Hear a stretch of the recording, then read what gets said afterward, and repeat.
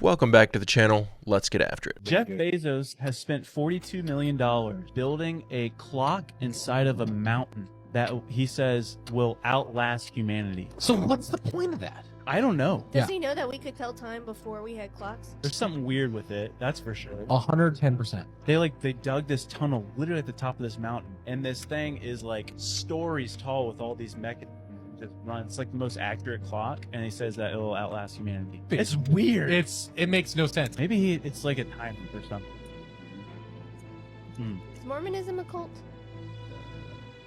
That's really good. That clip made 0 sense until that last line. Is Mormonism a cult? You know, you got Zuckerberg building a bomb shelter that's cost $250 million. Now we got Bezos building a clock that's supposed to outlast civilization. Certainly seems like they're aware of some impending doom that we're not privy to. Have you heard of the one about Hitler and Stalin? Which one? Well, the idea is, and I'm not into a lot of conspiracy theories, but this one, having read a lot, various historians talk about, I actually genuinely think could be real.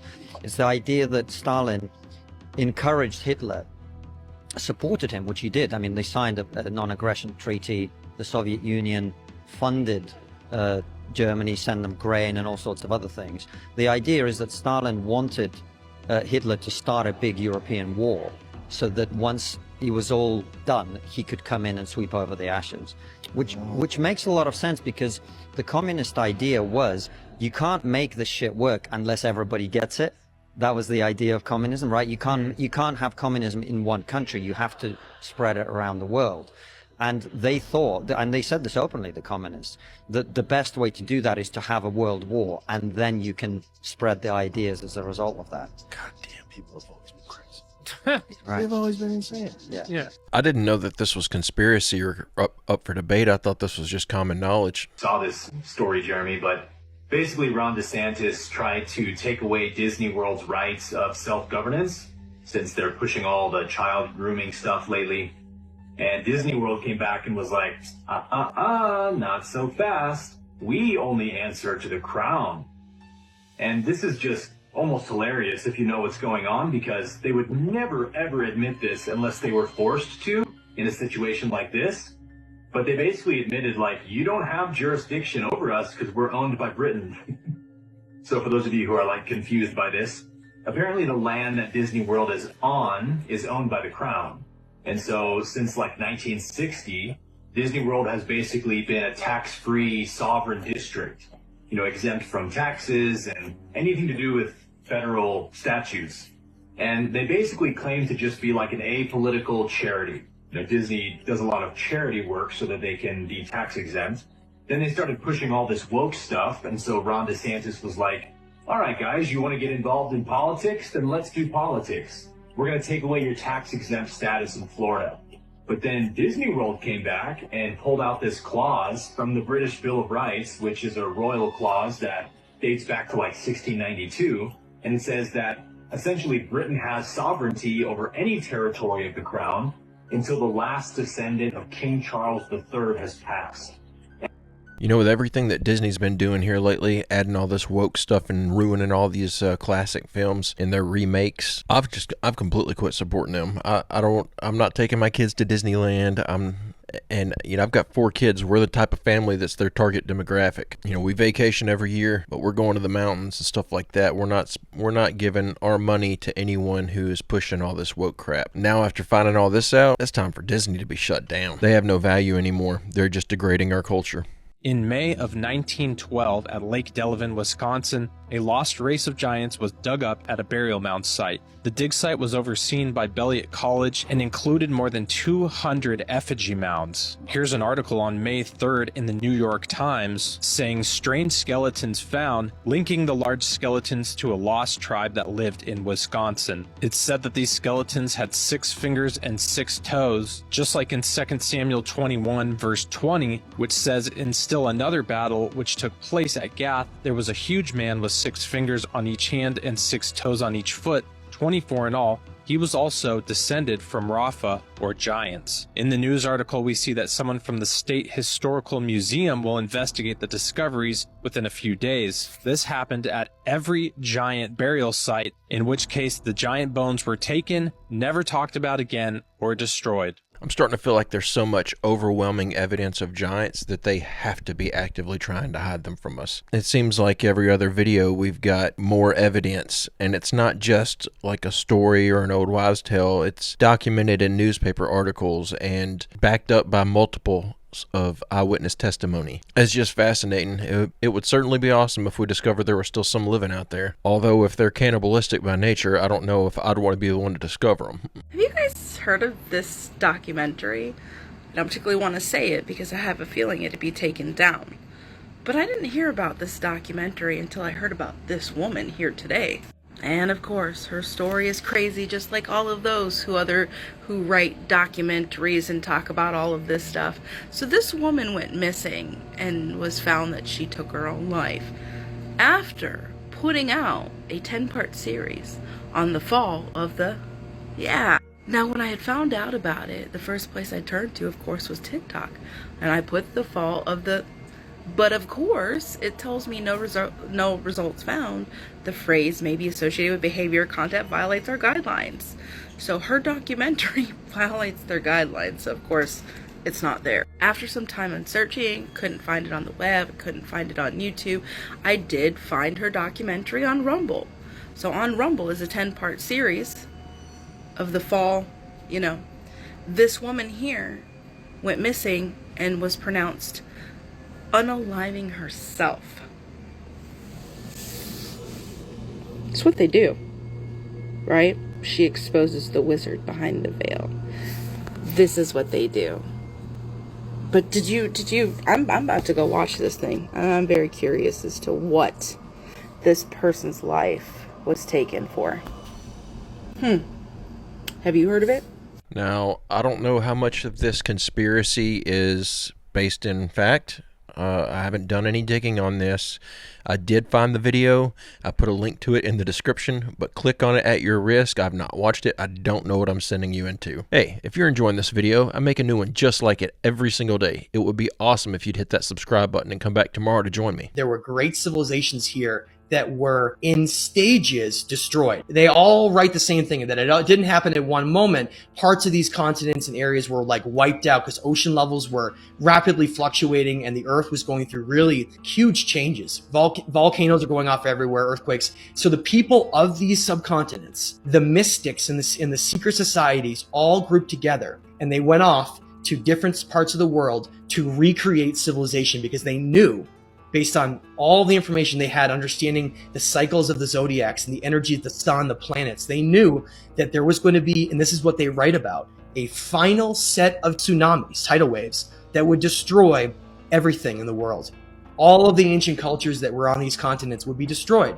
So these bands of mystics went off to sites like Tiwanaku, Bolivia, Machu Picchu, Saskatchewan, Ollantaytambo, up through the Americas, Chichen Itza, down through Palenque, and Teotihuacan, right? All across the world, creating Kem, the pyramids of Egypt, Göbekli Tepe. These in a lot of areas in Anatolia and around the Mediterranean. This only makes sense to me, that we had leftover advanced civilization that survived during these great water events, and they went out to the lowly educated people who were left over and started giving them knowledge, allowing us to restart with a leg up. If you look back at Sumer and how seemingly overnight we had a written language and a monetary system and an education system as a species, seemingly overnight this happens. It would only make sense that we were taught these things, that we didn't develop them, because you don't develop science and math and all this stuff all at the same time. It just doesn't make sense. Do you know who Brandon Fugel is by chance, owner of Skinwalker Ranch? Yeah, I know all about that, sure. They have what they believe is government intimidation happening. They keep flying Blackhawks and CH-47s over the property. They found out one of the members on the scientific team, Travis Taylor, is a plant from the Pentagon who is on the UAP, UFO, I can't remember what program. Do you know anything about that stuff? So they said, there's some people who'd like to come see you. And I said, okay. I don't watch all these TV shows. I just don't, because it's just a rabbit hole. It's like, you know, going down this, we're gonna find this next week. We're gonna do this, you know, and then next week I said, just tell them come on up to the office. No, they don't want to come to the office. Was this the Skinwalker crowd? Okay.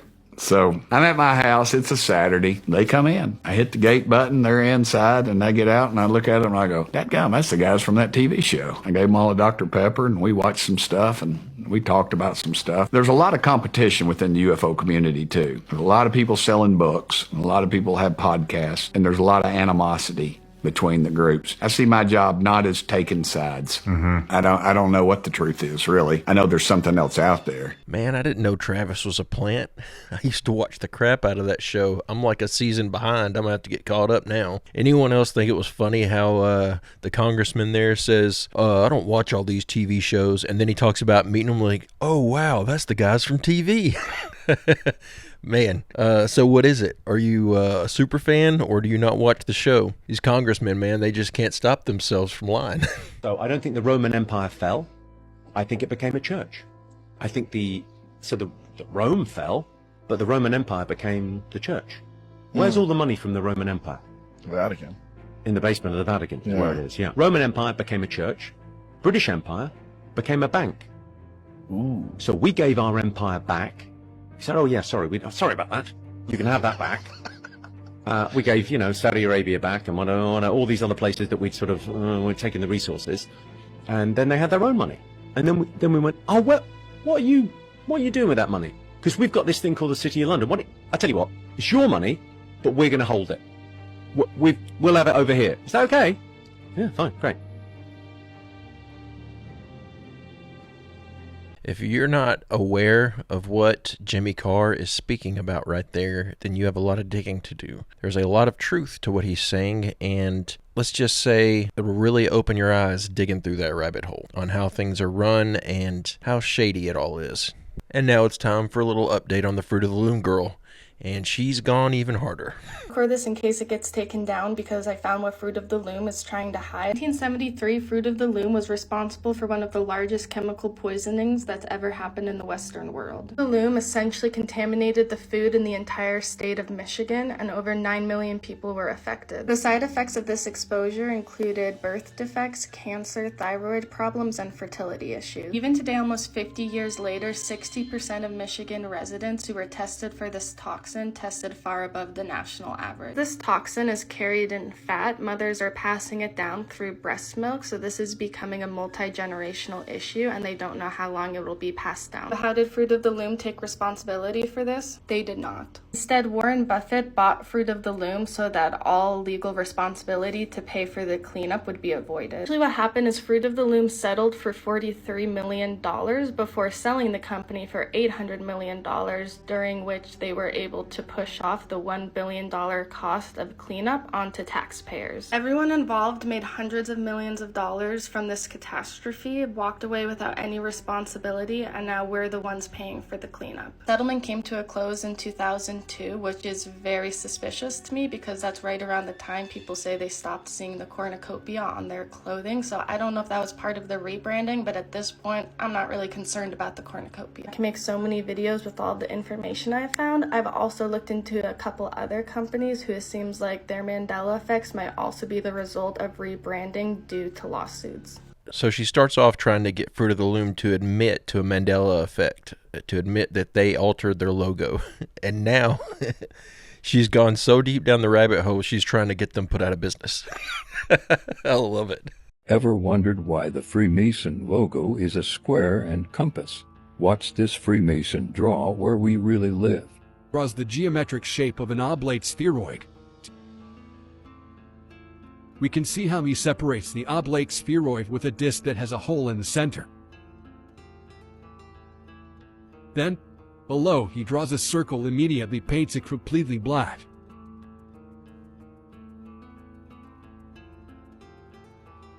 From this black circle, rays come out and 3 rays pass through the hole in the center.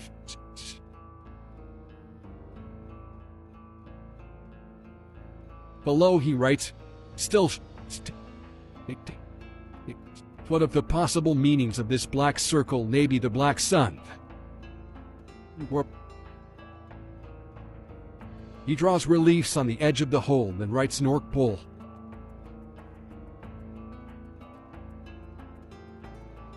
Above this hole, inside what would be the celestial vault, he draws a star, the polar star or Polaris.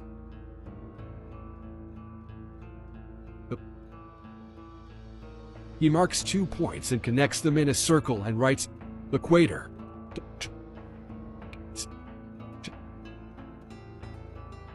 He draws 2 lines that go down from the polar star to the 2 points. The lines form a triangle.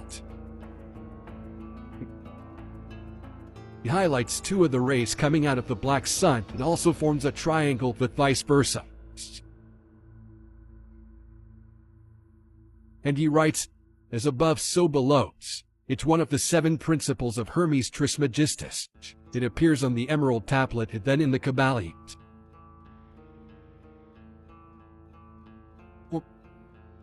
He erases the intersections and draws the sun and moons.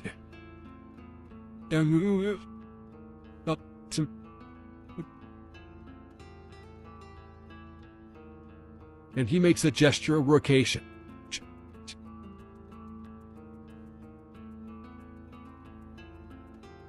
He draws 2 arrows to show the distance of the moon and the sun.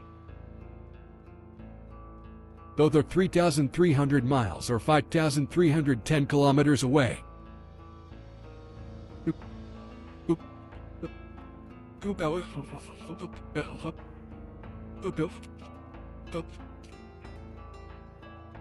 Then he measures the diameter of the sun and moon, being the same with a diameter of 32 miles or 51 kilometers.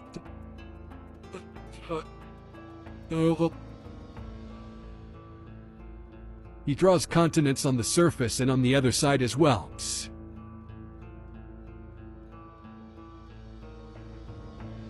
He points both sides and writes, saying,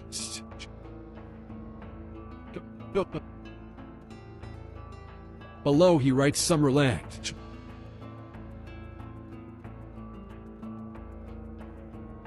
He draws rays coming out of the black sun and writes Northern Lights. The center of the drawing is equal to the Mason symbol, which is a square in a compass. I thought this was fascinating, and it appears that even if you don't believe in the flat earth, somebody does, somebody in power does.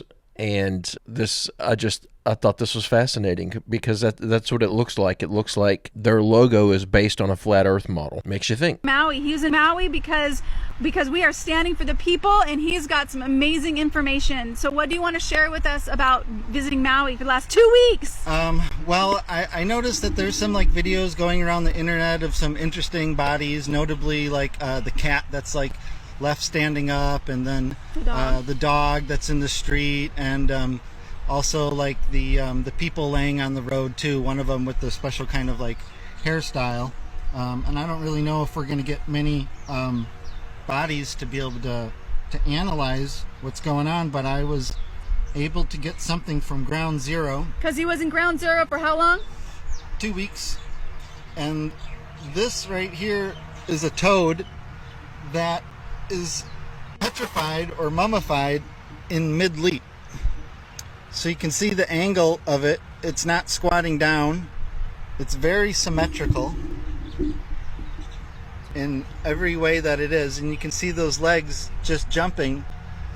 So whatever it is that happened in a split second. So this was from Maui, ground zero. Yep, I sifted it from the ashes where there was melted aluminum 20 feet away. So this frog should have turned to ash. It even has some ashes on the bottom. It's kind of gray. And it got a little bit on the edge of some heat, but it didn't contort it or anything. It's just perfectly symmetrical, petrified. And it seems mostly hollow. but the skin is totally solid and intact. I don't know what they're trying to say is going on with this petrified frog, other than it's just very odd. But I feel like anything coming out of Maui needs to be covered, because those people are not getting the news coverage that they deserve. It's just something I feel like needs to be continuously talked about until those folks are helped. Even though this doesn't jump right out and say, oh, here's something that we can run off of that's going to help lead us to the truth. It could be a clue. It could be a clue to what caused the fire. Somebody out there with the right knowledge may be able to say, oh, there's only certain types of accelerant that could have been used in order to have a result like that. So for those reasons, I thought it was important to post. There are over 7 billion people living on the earth right now. Tens of millions are born and die each year. Every single one of us leaves signs of our existence in the air, water, soil, even space. But these signs won't last forever. Our buildings will be gone in a few hundred years. Our stone monuments, plastic, styrofoam, Twinkies, even evidence of our inevitable nuclear destruction will eventually be gone. So how can we be sure that we were the first advanced civilization on Earth? Well, according to the Silurian hypothesis, we can't. Let's find out why. Let's talk about the Silurian hypothesis. What the hell is a Silurian? Well, they were intelligent humanoid reptilians who, in an episode of Doctor Who, were awakened by nuclear testing after 400 million years of hibernation. Lizard people? Yep. We're finally doing a lizard people episode! We are. Well, kinda. Humans are selfish. It's hard for us to imagine that in a very short time, we as individuals won't be here. And it's even harder to imagine a time where our civilization won't exist at all. But if we learned anything from archaeology, it's that every civilization has its time. Think about ancient Egypt. They lived 30 dynasties that spanned over 3,000 years. And if you were an Egyptian living during this time, generations of your family, going back as far as anyone can remember, walked in the shadow of the pyramids. They fished the Nile, they sailed the Mediterranean, mingled with other cultures. As far as you or anyone knew, your civilization had been there and would last forever. Then it was gone. The Mesopotamians before them, the Indus after them, Greeks, Nubians, the Persians, Romans, Incas, Aztecs. These were empires of millions of people, all lasting 1,000 years or more, but very little evidence of them remains. Now, all of these civilizations, including our own modern one, have only been here for a short time. Complex life has existed for hundreds of millions of years. Modern humans have only been here for about 100,000 years. Our entire history has taken place in the past 0.002% of life on Earth. So there's a whole lot of past in the past. And that's plenty of time for other intelligent species to evolve, thrive, and go extinct over and over again with different species. And if that happened, would we really know they were here? When Adam Frank and Gavin Schmidt wrote the Silurian hypothesis, they addressed a lot of misconceptions about how we study the past. We're used to the idea that we learn of ancient societies by examining artifacts and excavated ruins. But this really only works if you're going back a few thousand years. But when you want to go back millions of years, it's more complicated. For example, the Earth is about 4.5 billion years old, and complex life appeared about 600 million years ago. Fine. But the oldest surface land ever discovered is the Negev Desert in Israel. It's about 1.8 million years old. That's it. Every other piece of exposed land we've ever found is newer than that. So, where'd all the land go?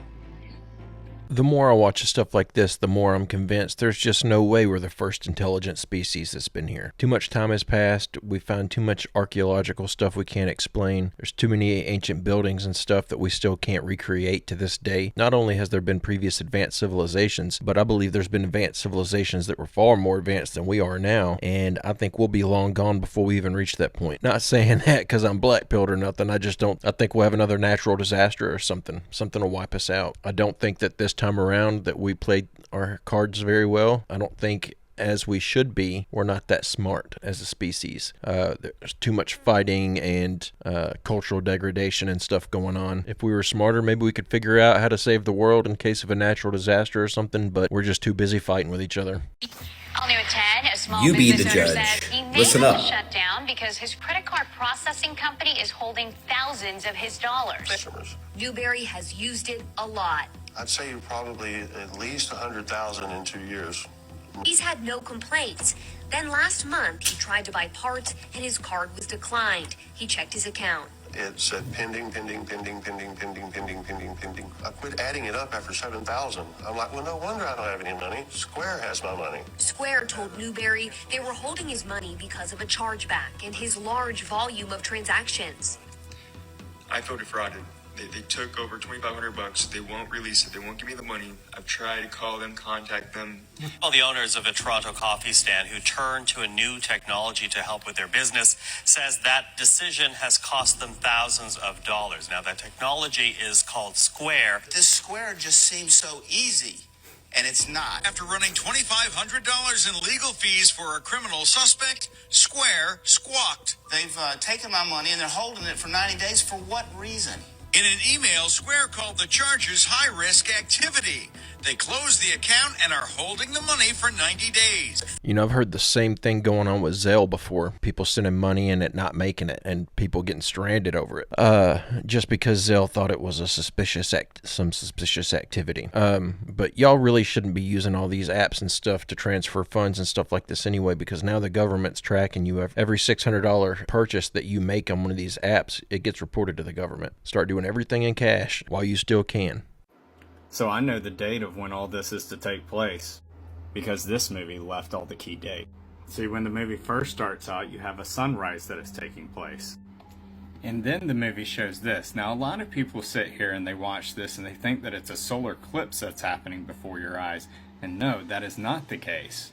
See, for a solar eclipse, you have to have the moon in between Earth. And for a lunar eclipse, you have to have the Earth between the moon.